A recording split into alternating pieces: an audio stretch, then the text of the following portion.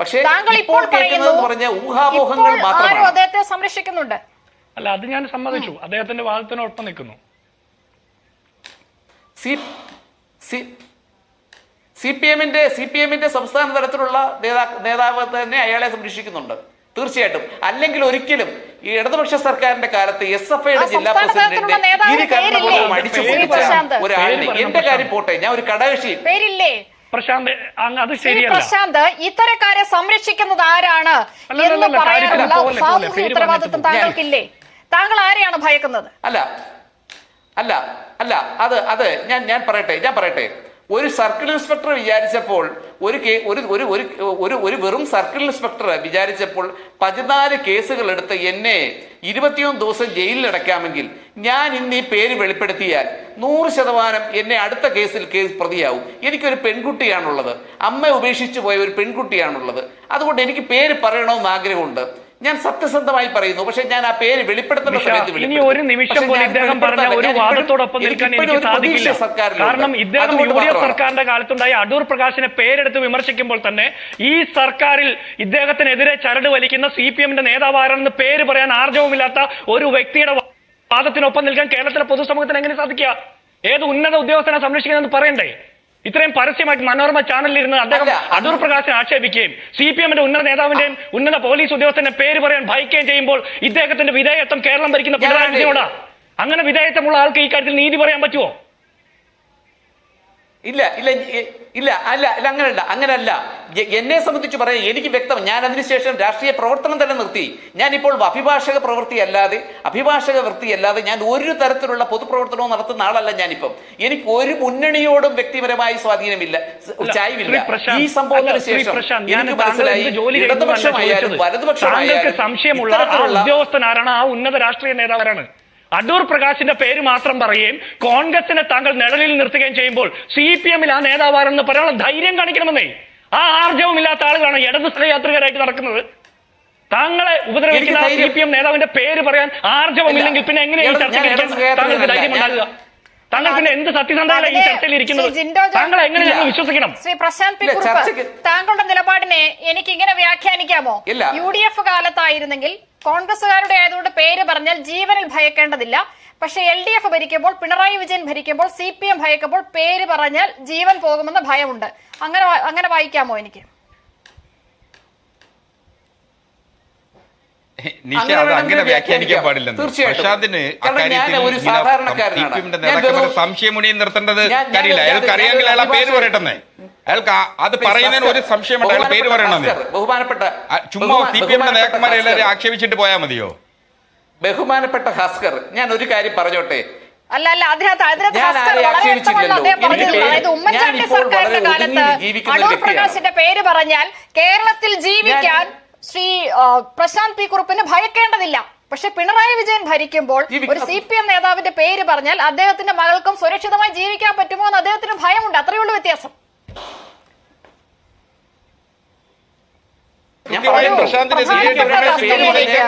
DYSP law and ഓർഡറിലേക്ക് ഒരു ഇത്രയും notorious ആയിട്ടുള്ള ഒരു ഉദ്യോഗസ്ഥരെ കൊണ്ടുവന്നത് ശ്രീ പ്രശാന്ത് പി കുറുപ്പ് ആഭ്യന്തരമന്ത്രിയായിട്ടുള്ള പിണറായി വിജയന്റെ പിന്തുണയിലാണോ? അദ്ദേഹമാണോ ഈ പിന്തുണയ്ക്കുന്നയാൾ?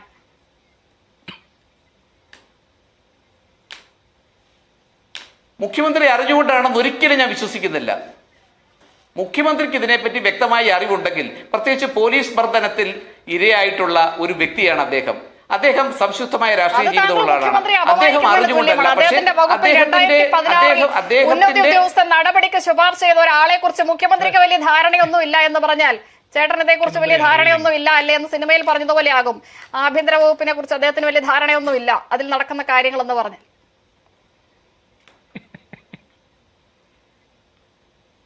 ബഹുമാനപ്പെട്ട നിഷ, ഒരു കാര്യം മനസ്സിലാക്കണം. എന്നെ സംബന്ധിച്ചിടത്തോളം ഞാൻ ഈ ചുരുങ്ങിയ പ്രായത്തിനുള്ളിൽ തന്നെ 2014 ശേഷം എനിക്ക് പോലീസിന്റെ ഭാഗത്തു നിന്ന് ഒരുപാട് ത്രെട്ട് ഉണ്ടായിട്ടുണ്ട്. ഇപ്പോഴും ഞാൻ ജീവിക്കുന്നത് എന്റെ ഒരു മകൾക്ക് വേണ്ടി മാത്രമാണ് ഞാൻ ജീവിക്കുന്നത്.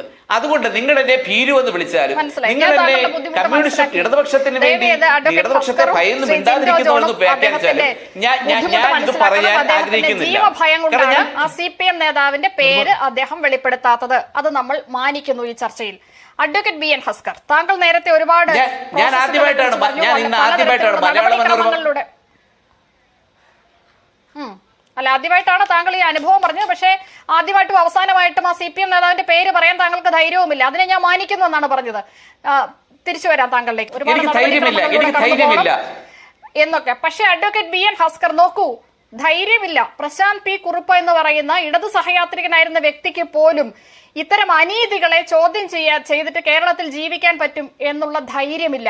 ജനങ്ങൾ ആശങ്കപ്പെടുന്ന തരത്തിലുള്ള നടപടികൾ, ജനങ്ങൾക്ക് പ്രാണഭയം ഉണ്ടാകുന്ന തരത്തിലുള്ള നടപടികൾ തന്റെ വകുപ്പിലുള്ള ഉദ്യോഗസ്ഥരുടെ ഭാഗത്തു നിന്നുണ്ടാകുമ്പോൾ അതിനെ പരസ്യമായി തള്ളിപ്പറയാനും ജനങ്ങൾക്ക് ആത്മവിശ്വാസം പകരാനുമുള്ള ഉത്തരവാദിത്വമെങ്കിലും ആഭ്യന്തരമന്ത്രി കസേരയിൽ ഇരിക്കുന്ന ആൾക്കില്ലേ? നമ്മൾ വിചാരിക്കുന്നതിനേക്കാളൊക്കെ ശക്തമാണ്. അല്ലാതെ ഒന്നോ രണ്ടോ പുഴുക്കുത്തുകൾ എന്നുള്ളതല്ല. പോലീസിലെ ഈ ക്രിമിനൽ സംഘം നമ്മൾ വിചാരിക്കുന്നതിനേക്കാൾ ഒക്കെ കരുത്തരാണ് എന്നുള്ളതാണോ ഇത് തെളിയിക്കുന്നത്? മുഖ്യമന്ത്രിയുടെയും പാർട്ടിയുടെയും മൗനം തെളിയിക്കുന്നത്?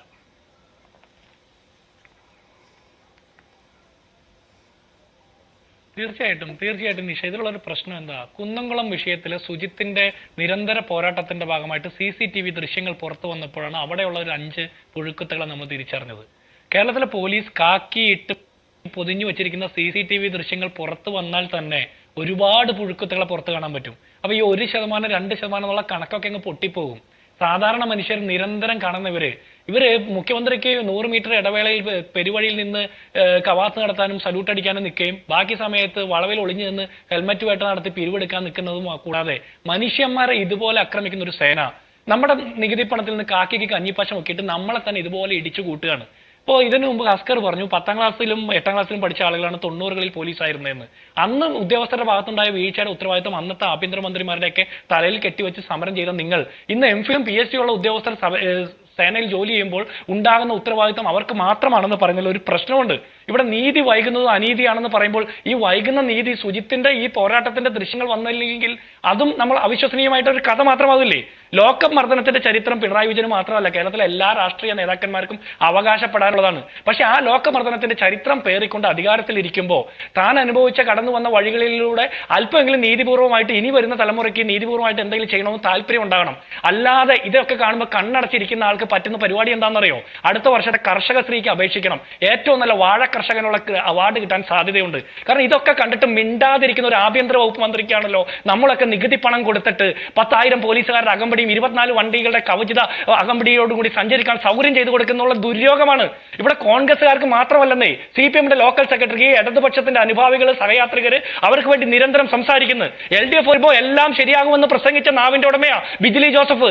ആ ബിജിലി ജോസഫിനടക്കം കഴിഞ്ഞ കുറെ കാലങ്ങളായിട്ട് നീതി കിട്ടുന്നില്ലെങ്കിൽ, മുഖ്യമന്ത്രിയുടെ പൊളിറ്റിക്കൽ സെക്രട്ടറി അടക്കം കണ്ട് മുഖ്യമന്ത്രി അടക്കം കണ്ടിട്ട് നീതി കിട്ടുന്നില്ലെങ്കിൽ പിന്നെ എന്നാണ് ഹസ്കർ ഇതൊക്കെ ശരിയാക്കാൻ പറ്റുക?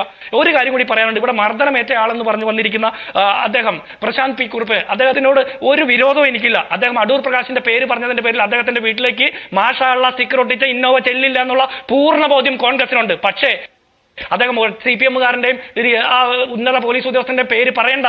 താങ്കളുടെ ജീവഭയം ഞങ്ങൾക്ക് മനസ്സിലാകും. പക്ഷെ താങ്കളുടെ ജീവഭയത്തിനെ അഡ്രസ് ചെയ്യാനായിട്ടുള്ള ഉത്തരവാദിത്തം കേരളത്തിലെ ആഭ്യന്തര വകുപ്പ് മന്ത്രി പിണറായി വിജയനാണ്. താങ്കൾ പറഞ്ഞ പോലെ ഇതുവരെ ഒന്നും അറിയാത്ത പിണറായി വിജയൻ ഇതെങ്കിലും ഒന്ന് അറിയണം. പറ്റുമെങ്കിൽ മനോരമ ചാനലിന്റെ ഈ വാർത്ത ഒന്ന് കാണണം, ഈ ചർച്ച ഒന്ന് കാണണം. മുഖ്യമന്ത്രിക്ക് എന്തെങ്കിലും ആർജവമുണ്ടെങ്കിൽ ആ നാവൊന്ന് നനക്കണം, ആ വിരൽത്തുമ്പൊന്ന് നനക്കി പേന കൊണ്ട് ഒപ്പിടണം. ഇതുപോലുള്ള നരാധമന്മാരായിട്ടുള്ള ആളുകളെ കേരളത്തിലെ പോലീസ് സേനയിൽ വേണ്ട എന്നുള്ള ഇച്ഛാശക്തിയുള്ള ഒരു തീരുമാനം എടുക്കാൻ പറ്റണം.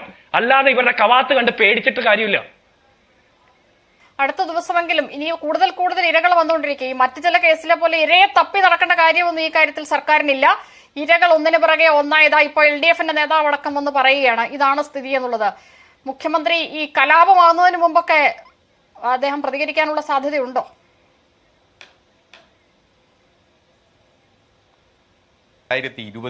ഇന്ത്യയിലെ പോലീസ് സ്റ്റേഷനുകളിൽ ആഗമനം CCTV വെക്കണമെന്ന് പറയുമ്പോൾ 2021 തുടക്കത്തിൽ ഇന്ത്യയിൽ ആദ്യമായി കേരളത്തിലെ മുഴുവൻ പോലീസ് സ്റ്റേഷനുകളിൽ CCTV വെക്കണം എന്ന് തീരുമാനിക്കുകയും അങ്ങനെ CCTV വെക്കുകയും ചെയ്തിട്ടുള്ളത് കേരള പോലീസാണ്. പക്ഷേ ആ CCTV ദൃശ്യങ്ങൾ കൊടുക്കാതിരിക്കാൻ നടത്തിയ അഭ്യാസം ഉണ്ടല്ലോ.